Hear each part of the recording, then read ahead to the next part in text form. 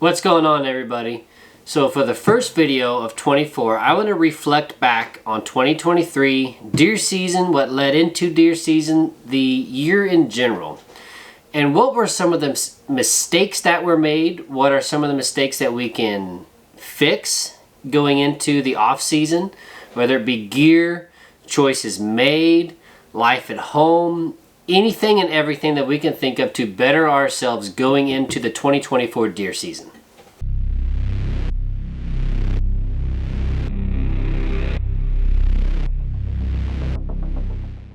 But first things first, I want to thank each and every one of you. 2023 was another fantastic growth year at Tactical Approach Outdoors. Across the board on all of our platforms, you all are amazing. All the comments and messages we got, and if we ran into you randomly in a parking lot, say in Kentucky, it was fantastic meeting all of y'all and seeing just how impactful our videos are. It keeps me motivated, it keeps all of us motivated to keep the hammer down, keep the gas pedal pressed, and keep moving forward and bringing you quality content here on YouTube.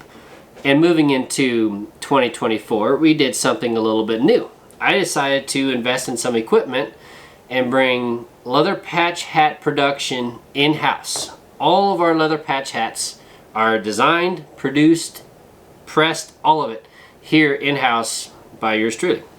So if you have custom orders that you want, either a singular custom hat, you have bulk hats that you want ordered, or you want to purchase any of the options that we have online, visit our website, tacticalapproachoutdoors.com.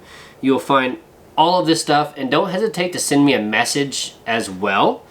We can talk about what you would like to see. You know, if you want a different style of hat that isn't currently up on the website, don't ever hesitate to send me a message. So thanks again. 2024 is going to be even bigger. I've got bigger plans, got bigger ambitions, which is kind of wild to think about because I'm a pretty big goal guy.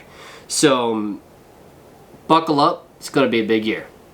So when I get to think about possible mistakes that were made, could have been made, what I have made in the past and even present, I can narrow it down to 5 primary categories.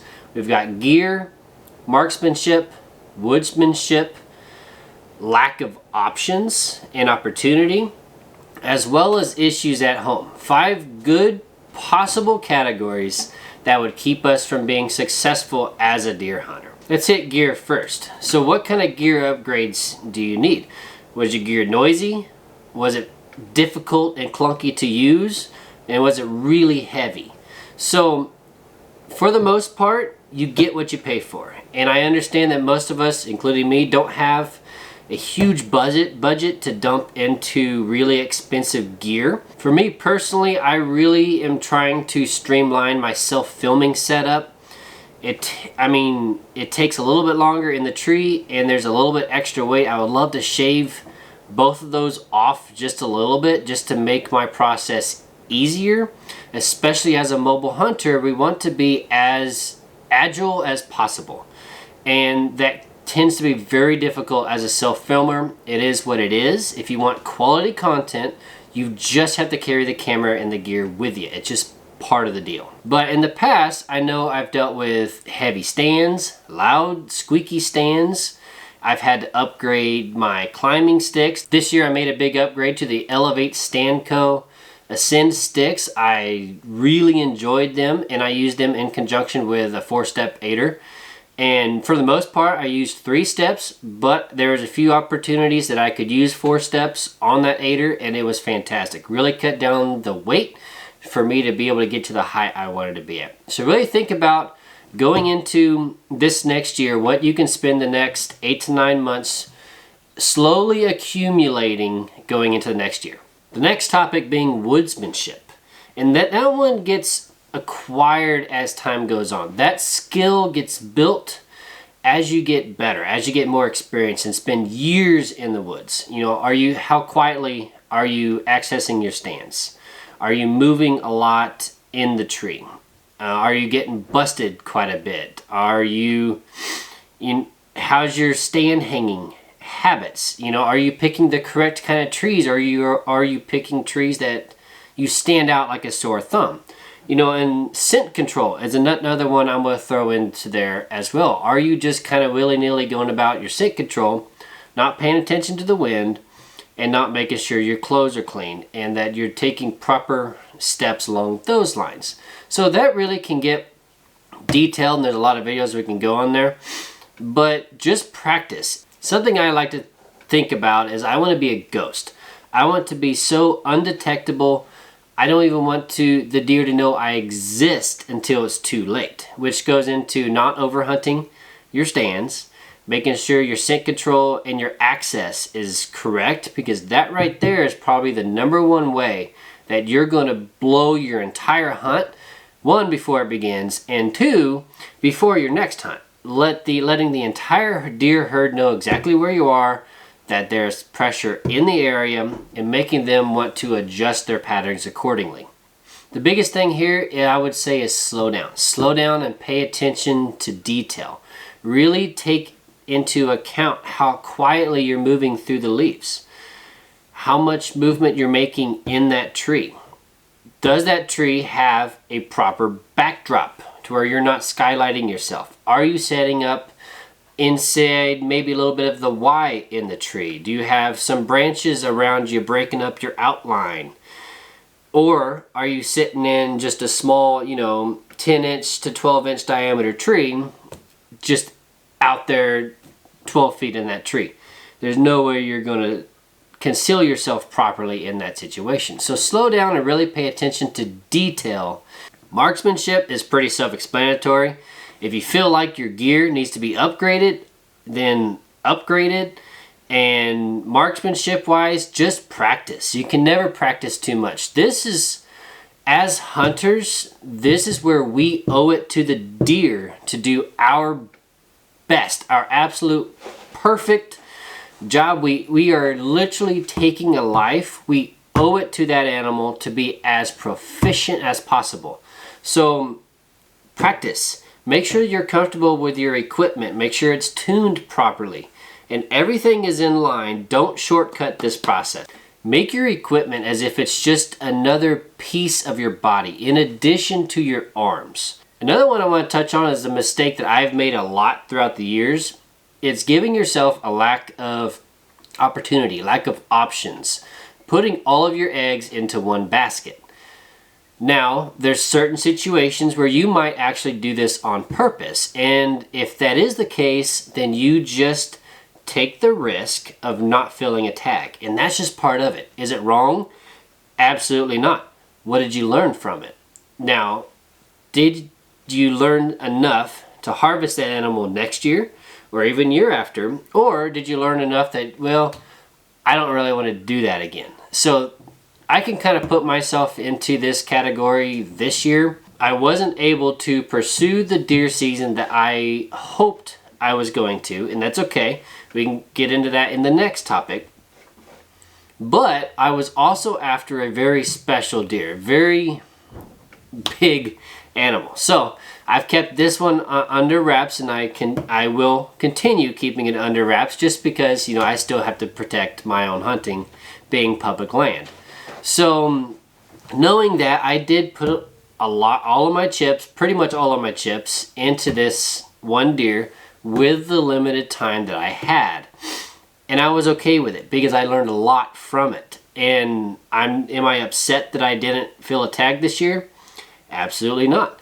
I would have rather not harvested this deer versus taking a really young deer just to take a deer. I don't have to. So I didn't feel like that was important to me. That wasn't my specific goals. So that's another thing. It's going into the season. What were your specific goals? Do you want to harvest a larger animal or a specific animal? Or you just want to put meat in the freezer? Those are two different styles of expectations. And if your goal is to hunt big mature animals on a consistent basis, and if you're doing it on pressured ground like me, you're just going to have some years that it just doesn't work out. And that's okay. That's just part of it. But you have to set your expectations and your mindset accordingly to, if that does happen, you're not so upset and bent out of shape about it that it ruins your hunting experience. And that leads right into the last category, I would say, is issues at home with deer season. And this is where we need to balance this a little bit better. We just can't forget the most important parts of our life, even though we're really getting after it and traveling a lot. So for me personally, I had some bad luck come up with job situations, and that's really what led into the lack thereof hunting throughout the season. So for me personally, my mistake was not being prepared enough when it came to multiple options and opportunities for jobs when it came going into season. I had some bad luck come up, kicked me in the nuts, kicked me down. It kind of held me there for that throughout season. I just was not able to recover, and that led into making certain decisions not to hunt as much and definitely not to travel like I was hoping to, which I'm sure if y'all are following along with that Whitetail Slam, I had some mega goals going into the last year, and I tell you what, that was very disappointing not to be able to accomplish. But it is what it is. What did you learn from it?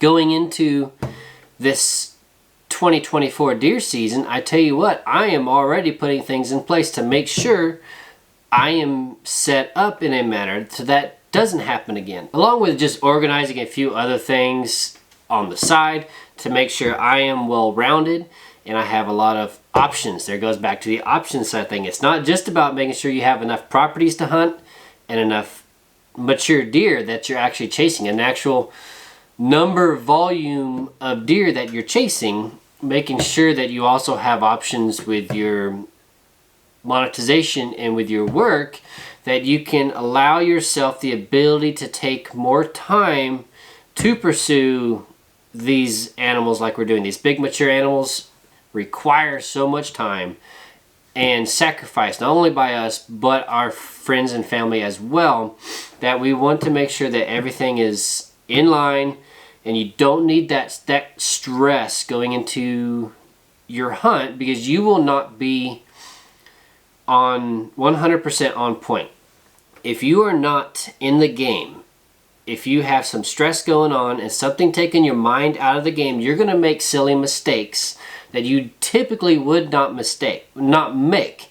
Maybe you're moving more, you're making more noise, you're not paying as much attention to detail as you would, and I promise you these big mature bucks will not let you get away with it. So heading into 2024, what did you learn? What did you take from this last season? No deer season is a failure. Even if you did not harvest a deer or a mature buck, whatever your goals were, just because you didn't actually fill that tag does not mean that it was a failed season. I've had 2 seasons in the past where I straight up got my butt whooped. I can't really say that that was this year. This year was different. But those 2 seasons, I straight up got my butt whooped. But I tell you what, I came back that next year with a different kind of motivation, and I learned so much from those years. And each time I had my best year to date after I had a really terrible deer season. So as long as you don't let that difficult deer season keep you down, then you're going to come back an even better deer hunter. And this goes for way more than just deer hunting. This goes for life in general. Knives are sharpened through friction. So you will not be as sharp as you need to be or will become until you get sharpened, until you go through the friction and the difficulties needed to learn what you need to learn to become a lethal big buck deer hunter. So thanks for watching, y'all. I hope that got your mind moving a little bit as to how your deer season went and thinking about certain things that you could, those learning opportunities, don't let them slip by. Don't let them pass you by. Take them and hold them as if they're gold. They suck in the moment, but I promise you, if you take those opportunities and you truly learn from them and you implement them, you will become a very, very deadly hunter and you will achieve the goals that you're looking for. So thanks for all of y'all's support again. Please hit that like and subscribe button. I'll see you on the next video.